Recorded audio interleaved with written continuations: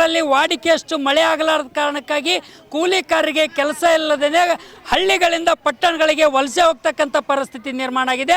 ಹಾಗಾಗಿರೋದ್ರಿಂದ ತಕ್ಷಣವೇ ವಲಸೆ ಹೋಗೋದನ್ನು ತಡೆಗಟ್ಟಬೇಕು, ಕೂಲಿಕಾರರಿಗೆ ನಿರಂತರವಾಗಿ ಕೆಲಸ ಕೊಡಬೇಕು, VBG ಗ್ರಾಮ್-ಜಿ ರದ್ದು ಮಾಡಬೇಕು, ಮನ್ರೇಗಾ ಗ್ರಾಮೀಣ ಉದ್ಯೋಗ ಖಾತ್ರಿ ಯೋಜನೆ ಉಳಿಬೇಕು.